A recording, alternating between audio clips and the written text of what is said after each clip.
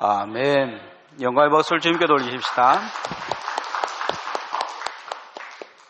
대림절 네 번째 주일입니다. 내일 모레면 이제 성탄절이 다가오고 있습니다. 성탄절이 다가오면 우리는 마음속에 많은 생각을 하게 됩니다. 세상은 성탄절이 다가오면 가난한 자들을 향한 마음을 이렇게 가난한 자들을 통해서 어려운 사람들에게 마음에 다가가려고 애를 쓰는 모습을 볼 수가 있습니다. 그러나 세상에서 말하는 모양과 지금 세상에 가는 방향은 전혀 다른 것을 볼 수 있습니다. 흥사단이라는 이 단체에서 고교생들을 대상으로 10억을 주면 범죄를 저지를 수 있느냐, 극단적으로 사람을 죽일 수 있느냐 물었을 때 10억을 주면 고교생 절반이 범죄를 저지를 수 있다, 이렇게 답을 했다고 합니다. 2015년에 지금부터 한 3년 전의 이 결과인데요, 충격적인 이야기죠. 아이들이 돈을 주면 사람도 죽일 수 있다.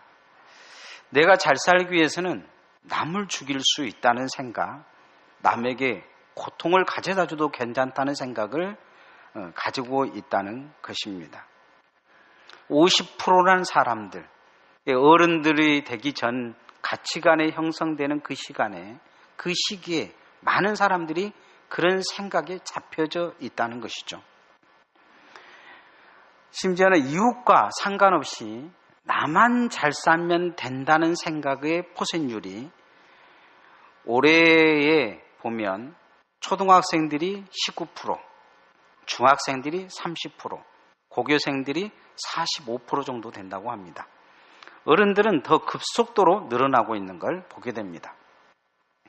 한때 가난하고 어렵고 힘든 노동자들을 대표하는 그런 단체였던 민주노총이 요즘을 보면 보통 민주노총에 가입된 사람들의 월급 평균이 1억 정도 됩니다. 연봉이 한 1억 정도. 이 보통 사람들이 갖는 수준하고 좀 다르죠. 한 달에 월급이 못해도 800에서 1000만 원 정도 된다는 이야기죠. 그런데 지금 청년들이 직장을 갖지 못해가지고 청년들을 위한 이 강주에다가 공장을 세우려고 시도를 했는데, 물론 지금 이제 공장을 지으려고 애를 쓰고 이미 합의를 보았지만 이것을 가장 반대하는 사람들이 누구냐?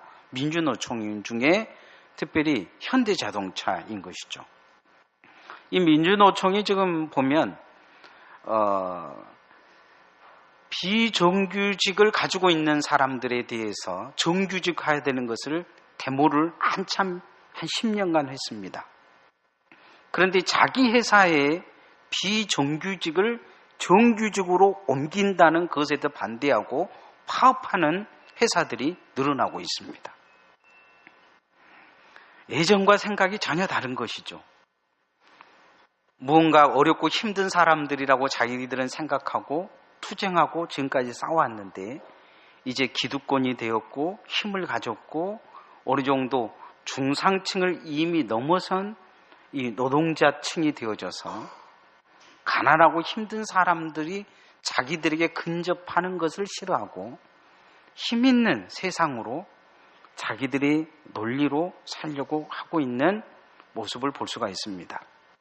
민주노총의 모습이냐? 그렇지 않습니다. 시대적인 상황입니다. 다른 사람이 어떻게 되든 나만 잘 살면 된다는 생각을 가지고 있는 것이죠. 노동자나 어려운 자나 힘든 사람들을 이야기하는 것은 그냥 나를 어떻게 더 잘 세우고 내가 어떻게 힘을 더 가지려고 하는 축에서 필요한 사람들인 것이죠. 어려운 사람들을 이야기하는 것은, 사람들은 그 어려운 사람들을 이야기하면서 사람들의 힘을 더 모아서 자기 힘을 더 기르고 자기의 목적을 이루려고 하는 생각이 시대에 나타나고 있는 것입니다. 이미 그것에 학습되어 있고 그런 사람들을 모아서 힘을 가지고 있으면 자기가 요구한 것을 들어줄 수 있다는 생각을 가진 것이죠. 오늘 성경에도 그런 내용이 시작되어진데 읽지는 않았지만 1절에서부터 5절까지 내용은 그런 내용입니다. 요단강에 들어오기 전에 요단 동평 땅을 12지파가 들어오면서 싸움을 해서 요단 동평 땅을 차지해서 세 지파에게 나눠줍니다. 이 세 지파가 요단 동평 땅을 다 자기들은 이미 차지했기 때문에 요단강을 건너서 서편 땅에 요단 서편 가나안 땅이라는 땅에 들어가서 싸우기를 거부하는 것이죠. 나는 이미 땅을 차지했으니까 안 들어가겠다는 거예요. 가족도 많고 가축도 많으니 이곳에 그냥 머물러 있으면 어쩌겠느냐 이런 생각을 하게 되는 것입니다. 하나님은 이거에 대해서 경고하시는데 그러면 망한다. 너희들도 망할 것이고 이 요단 동편에서 나머지 9지파가 건너가지 못하고 결국은 다 망해 죽을 것이다. 공동체 정신의 부재를 이야기하고 있는 걸 보게 됩니다. 오늘날 교회가 급속도로 무너지고 있는 주된 이유도 어디에 있냐면 공동체 정신의 부재에 있습니다. 교회는 건물이 아니다. 이렇게 현대의 신학자들이 이야기하고 또 목회자들도 이야기하고 교인들도 목사가 성전이다 그러면 대뜸 그런 게 어딨냐, 성전이 어딨냐 하면서 교회는 건물이 아니다. 이렇게 이야기를 하는 경향이 점점 많아지고 있습니다. 공동체라고 이야기하면서 공동체는 무너지고 있어요. 정말 교회가 무엇을 해야 되는지를 전혀 느끼지 못하는 것이죠. 성탄은 함께 가지 못할 인류를 예수 그리스도께서 이 땅에 오심을 통해서 하나님이 함께 가시겠다는 결단의 시간의 시작입니다. 성탄은 하나님이 우리와 함께 하시는 시간이에요. 우리의 손을 잡아주는 것입니다. 성탄을 우리가 보내면서 이제 절기를 지내가면서 우리가 기억해야 될 것은 함께 해야 한다는 것입니다. 따라합시다. 함께 가는 성도가 됩시다. 늘 나는 그런 마음을 갖고 살지 않고 있는지 이 성탄을 통해서 뒤돌아봐야 됩니다. 나만 편하면 된다. 나만 잘 살면 된다.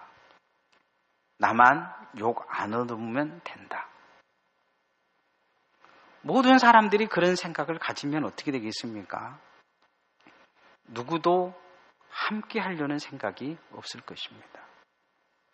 1966년 6월 10일 날 이스라엘이 아랍과 6.1 전쟁을 했습니다. 50개 국가와 그 조그만한 이 충청도와 전라도를 합한 수준밖에 되지 않는 이 나라가 한 300만 밖에 되지 않는 나라가 1억의 그 거대한 50개 나라와 전쟁을 했습니다. 전쟁이 일어나자 스탠포드 학장이 미국에 있는 자기 대학의 모든 아랍 학생과 유대 학생들을 불러 모아놓고 이제 학기가 얼마 남았으니까 기말고사 잘 준비하고 흔들리지 말고 요동하지 말라 그렇게 이야기를 했습니다. 기말고사 기간이 다가왔는데 어느 날 보니까 유대 학생들이 다 사라져버린 것입니다. 어디 갔나 봤더니 정말 기숙사에 있는 짐들을 다 자기 가방에 뒤집어 싸고 전쟁을 하러 고국으로 돌아간 것입니다. 그 다음 주에 아랍 학생들도 다 사라진 거예요. 근데 아랍 학생들은 보니까 어디로 도망갔냐면 혹시 국가에서 자기들을 착출할까 싶어가지고 보이지 않는 미국의 시골로 다 도망가 버린 것입니다. 결국 그의 기말고사는 아랍 학생들과 유대 학생들은 보지 못했다고 합니다. 근데 전쟁은 누가 이겼느냐? 그 작은 나라가 50개 국가를 6일 동안 초토화시켜버렸습니다. 공동체 정신이 무엇인지 그들은 알고 있는데요. 2000년 기간 동안에 유대인들이 배운 것은 한 가지입니다. 나라가 없으면 죽는다. 나라가 없으면 나는 존재하지 않는다. 나라가 있어야 내가 존재하고 내 후손이 존재한다. 그들은 2000년간 배운 학습을 통해서 함께 가지 않는 백성은 죽는다. 함께 해야 산다. 내 형제가 죽어가는데 내가 뒤돌아보지 않으면 결국 언젠가는 나도 죽는다는 생각을 그들은 갖게 됩니다. 그래서 전쟁이 일어나자마자 그 유대 학생들은 형제가 죽어가는 그곳에 자기들도 함께 뛰어든 것입니다. 오늘 하나님은 그런 말씀을 하십니다. 만약에 너희들이 요단 동편을 건너지 가지 않으면 너희들도 죽을 것이다. 6절, 7절 말씀 한번 같이 읽어보십시다. 시작. 모세가 갓 자손과 느부연 자손에게 이르되 너희 형제들은 싸우려 가거늘 너희는 여기 앉아 있고자 하느냐. 너희가 어찌하여 이스라엘 자손에게 낙심하게 하여서 여호와께서 그들에게 주신 땅으로 건너갈 수 없게 하려 하느냐. 오늘 성경에 보면 혼자 살겠다고 생각하지 말아라. 그런 이야기를 하십니다. 혼자 살겠다고 주저앉은 것은 살고자 하는 생각이 아니다. 결국 너도 죽고 너희와 함께하는 사람들도 다 죽게 할 것이다. 낙심하게 한 그 죄가 얼마나 큰지 모르냐. 이런 말씀을 하고 있는 것을 볼 수가 있습니다. 교회 안에뿐만 아니고 세상도 점점 혼자 살겠다고 하는 사람들이 늘어나고 있습니다. 그러나 성경은 혼자 있는 것보다 함께 있는 것이 은혜고 축복이라고 말씀하고 있습니다. 전도서 4장 10절에 보면 혹시 저희가 넘어지면 하나가 그 동물을 붙들어 일으켜느니와 홀로 있어 넘어지면 붙들어 일으킬 자가 없으면 그 인생은 화가 있다. 이렇게 말씀하십니다. 전도서 4장 12절에는 한 사람은 패하겠거니와 두 사람은 능히 삼겹줄은 쉽게 끊어지지 아니하리라. 이렇게 말씀합니다. 여러분, 교회의 삼겹줄에 여러분도 같이 묶여지기를 소원합니다. 함께 가야 합니다. 함께라는 생각을 늘 가져야 합니다. 저 성도가 살아야 나도 살고 저 성도가 잘 돼야 나도 잘 된다는 생각을 갖고 살아야 합니다. 이게 그리스도인들이 가져야 할 기본적인 정신입니다. 세상의 TV나 모든 것을 보면 가난한 사람을 위해서 삽시다, 힘든 사람을 위해서 삽시다 그렇게 이야기하지만 세상은 그렇게 가지 않습니다. 그런데 교회도 점점 그렇게 변해가고 있습니다. 함께 가면 힘듭니다. 함께 가면 어렵습니다. 함께 가면 고통스럽습니다. 그러나 그게 함께 가면 고통스럽고 힘들고 어렵지만 그게 사는 길입니다. 혼자 살 수 없습니다. 함께 어렵고 힘들고 고통스럽지만 마음이 아프지만 그래도 함께 가야 사는 것입니다. 어떤 사람은 마음 아프다고 떨어진 사람이 있고 어떤 사람은 같이 있기 싫다고 떨어진 사람들도 있지만 그렇지 않습니다. 여러분, 부부끼리도 그렇습니다. 혼자 살면 편할 것 같습니까? 당장은 편할 것입니다. 그러나 혼자 사는 것처럼 위험한 것이 없습니다. 요 근래에 제 주변에 어떤 분이 뇌졸중이 걸려서 이렇게 떨어지셨어요. 그랬는데 이제 제가 그분하고 다른 분들하고 이 신방을 이렇게 쫙 갔는데 제가 그런 이야기를 했어요. 앞으로는 핸드폰에다가 위치 추적을 해서 부인에게 이렇게 해주라고. 부인도 이렇게 서로 해서 단추만 누르면 어디에 있는지, 어디에 붙어 있는지 다 알게 하라고. 심장이 좋지 않고 뇌졸중이 자꾸 다시 발병할 수 있으니까 그렇게 하라 그랬더니 60대 넘으신 다른 목사님들이 그 이야기를 들으시면서 저한테 그 이야기를 하더라고요. 나도 그거 깔아주라고. 나도 그거 깔아주라고. 혼자 있었다면 분명히 죽었을 것입니다. 그러나 함께 있어준 사람, 함께 같이 가준 사람이 있으니까 산 것입니다. 어떤 목사님은 그런 이야기 하시더라고요. 그분 핸드폰하고 내 핸드폰하고 그거 같이 깔자고. 내가 그랬어요. 싫다고. 나는 내 마음으로 있는데. 그래서 내가 그렇게 이야기했죠. 사모님하고 같이 깔아라. 세상은 점점 혼자 있기를 좋아하지만 함께 가지 않는 것처럼 위험한 것이 없습니다. 오늘 성경에 하나님은 그렇게 말씀하십니다. 함께 가지 않으면 망한다.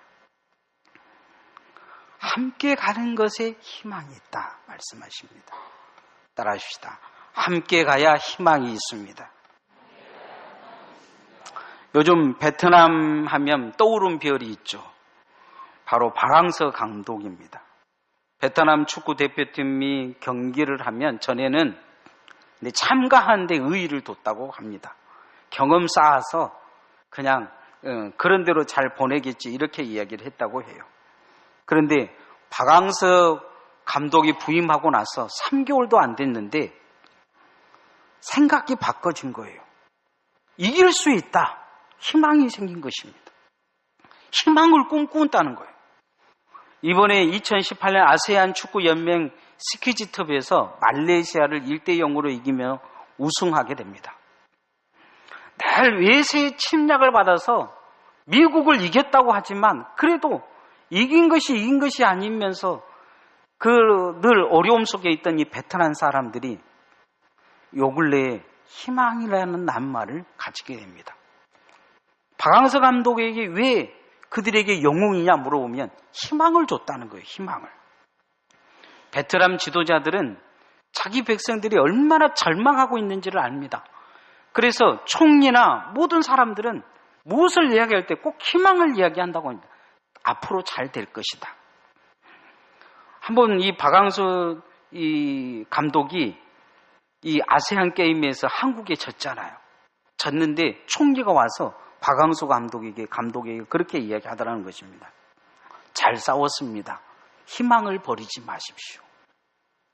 박항서 감독이 이 희망이라는 낱말에 감동을 받았다고 합니다. 그런데 베트남 사람이 박항서 감독을 보면서 감동받은 건 희망이라는 거죠. 베트남 전쟁을 어떻게 이 베트남 사람들이 미국을 이길 수 있었느냐?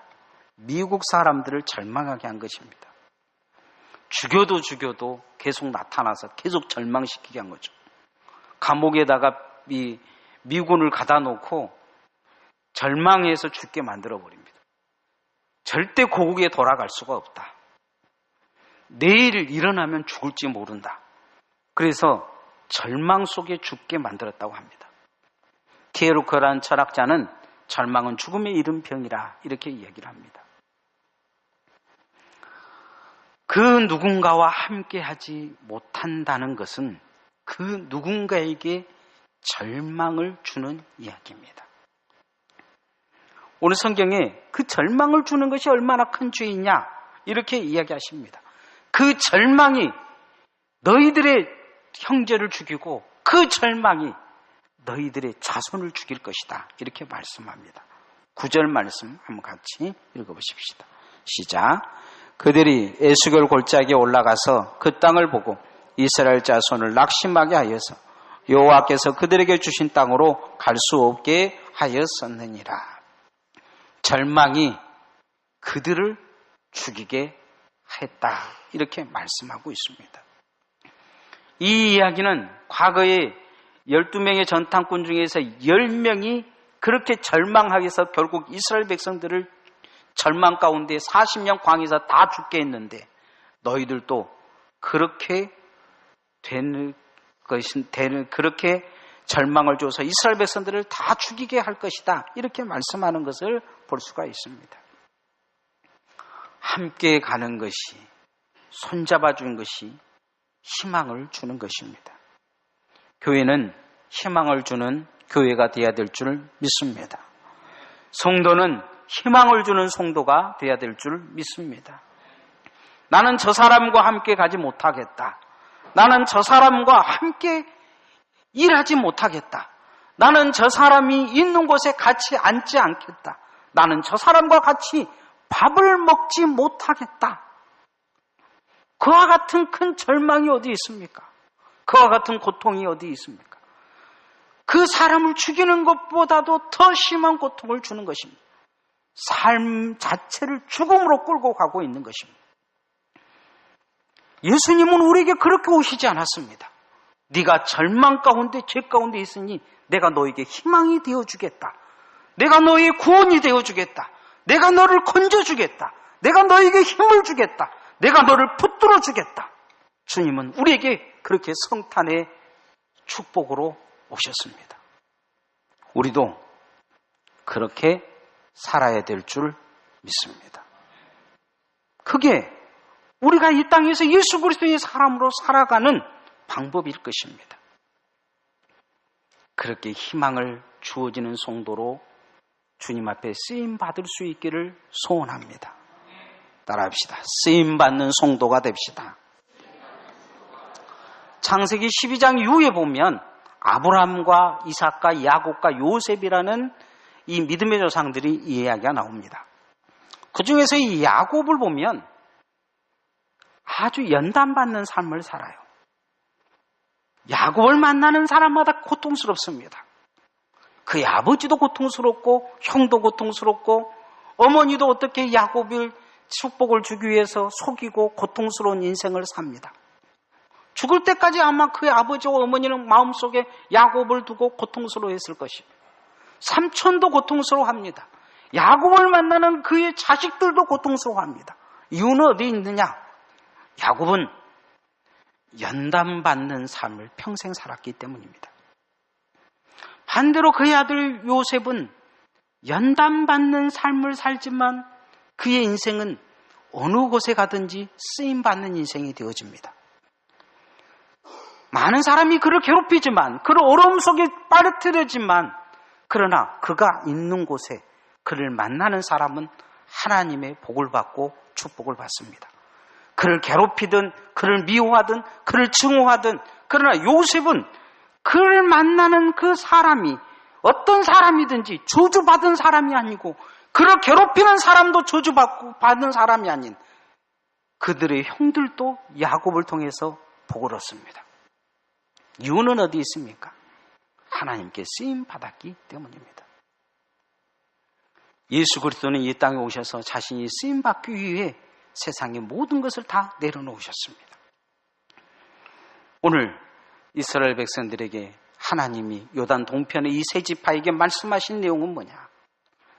하나님 앞에 쓰임받지 못하면 너희들이 연단받은 족속이 되어서 너희들의 가족과 너희들의 자손과 너희들의 형제 나머지 지파도 연단을 통해서 결국은 무너지고 죽을 것이다.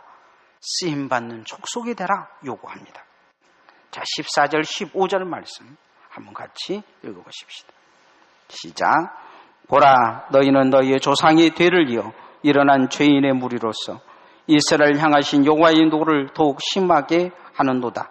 너희가 만일 돌이켜 여호와를 떠나면 여호와께서 다시 이 백성을 광야에 버리시리니 그리하면 너희가 이 모든 백성을 멸망시키리라.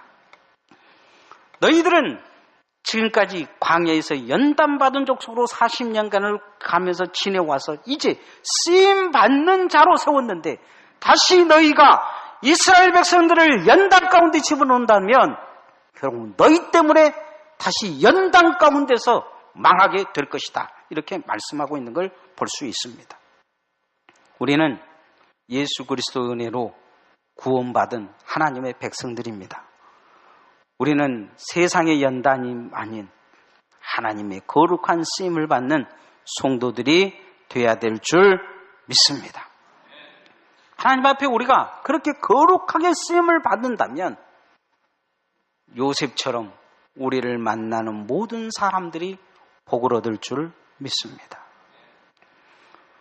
우리가 하나님 앞에 나만을 위해 산다고 생각한다면, 하나님 앞에 또한 세상에 절망을 가져다 주는 사람으로 계속 살게 된다면 하나님은 우리를 계속 연단하시며 받고 가려고 애를 쓸 것입니다. 그런데 나만 그렇게 연단받느냐? 나와 함께하는 모든 자들이 연단받을 수 있습니다. 내 가족이, 내 형제가, 나와 만나는 성도들이 나를 통해서 연단받을 수 있습니다. 그러나 하나님 앞에서 내가 변화되어져서 내가 그 누구에게라도 함께하고 손을 잡아준다면, 그 절망이 있는 사람들에게 희망이 되어주고 소망이 되어준다면, 그리고 그들을 일으켜줄 수 있는 희망과 사명을 가지고 있다면, 하나님은 우리를 쓰셔서 나를 만나는 자들에게 복을 주시고, 나를 만나는 자들에게 절망에서, 그 절망의 고통에서 건져내 주셔서 희망의 땅으로, 소망의 땅으로, 축복의 땅으로 이끌어내실 줄 믿습니다. 우리는 그렇게 하나님 앞에 귀하게 쓰임 받아야 될 줄 믿습니다. 성탄의 절기입니다. 예수님은 이 땅에 죄인된 우리, 원수 같은 우리에게와 함께 손을 잡으시면서 함께 가자 하시며 이 땅에 오셨습니다. 그리고 절망에 있는 우리에게 일어서라 하시면서 내가 너를 구원하리라, 내가 너를 붙들리라 말씀하시면서 희망이 되어주셨습니다. 그리고 주님을 받아들이는 자마다 누구든지 예수 그리스도를 말미암아 구원을 얻고 하나님 백성 되게 해주셨습니다. 이제 우리도 그렇게 살아야 될 줄 믿습니다. 성탄은 나만의 성탄이 되어서는 안 될 것입니다. 우리만의 성탄이 되어서도 안 될 것입니다. 예수 그리스도의 뜻이 이루어지는 성탄이 여러분의 마음에서 일어나기를 소원합니다. 찬양하겠습니다.